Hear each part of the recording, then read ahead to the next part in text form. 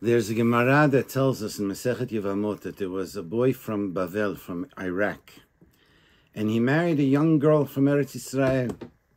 Now, their language is a little bit different. It's like the Queen's English and the American English. Certain words like soda, they say pop, all different types of words like that. Same thing over here with the Iraqi, with the Bavli Aramaic, and the Eretz Israel Aramaic. Now, they got married. It was a beautiful wedding. Sheva Brachot is over.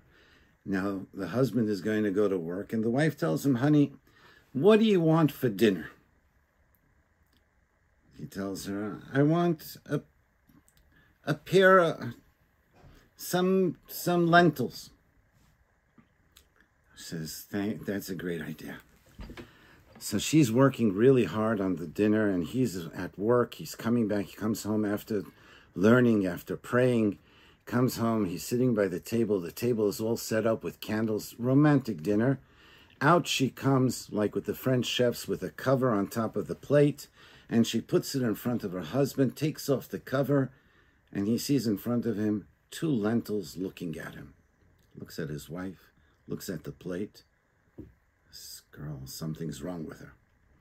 So he makes a hadama, and that's what he eats, 2 lentils for dinner. Next day, she's all excited. He loved his dinner. Says, what do you want for dinner? So he goes and he says, I want a wheelbarrow full of lentils. This guy likes lentils. So she's over there preparing. He goes to work. She's preparing her lunch, the dinner. Comes back home. They sit down. They sit down by the table. And she brings the main course. Out she comes with a wheelbarrow full of lentils. The husband starts laughing.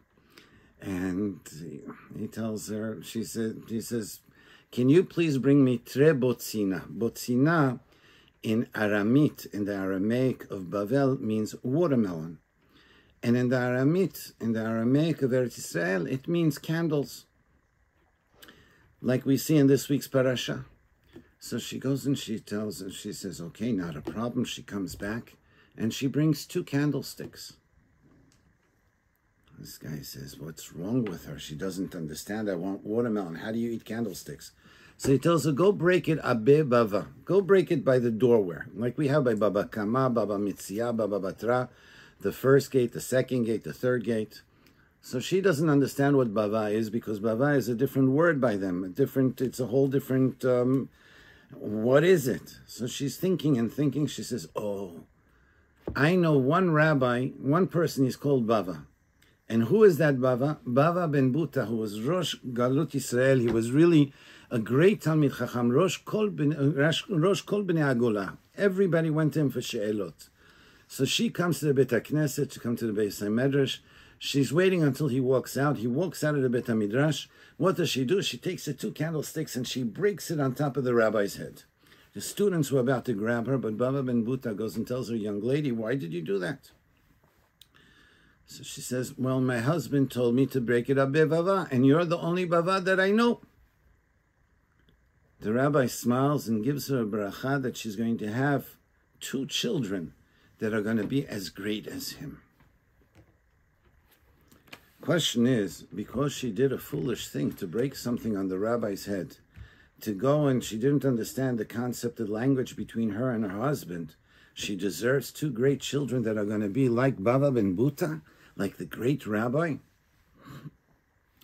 But you could understand it from this week's parasha from Rashi.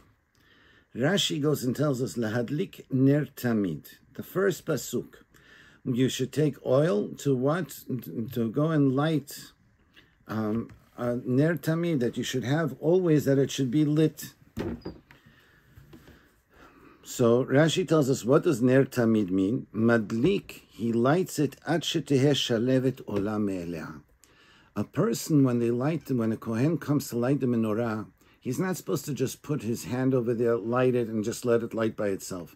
He's supposed to put his hand and wait until the other fire, until the other wick takes the form of the flame and is lighting by itself without need for any other assistance. When a person teaches his child, you're supposed to go and take care of them until they're able to light by themselves, until they're able to stand on their own. You're always supposed to be over there helping out, trying to help, trying to give the child a little bit more advice, a little bit more guidance. He realized, Baba Ben Buta realized that this girl, she finishes her accomplishments. When she takes on something, no matter what's in the way, she does it. If it's a wheelbarrow full of lentils, if it's 2 lentils, if it's breaking candlesticks on the head of the great chief rabbi, that's not going to stop her to go and do what she has to do. So us also, the Gemara says, Kol azahir baner havele banim tamidei chachamim.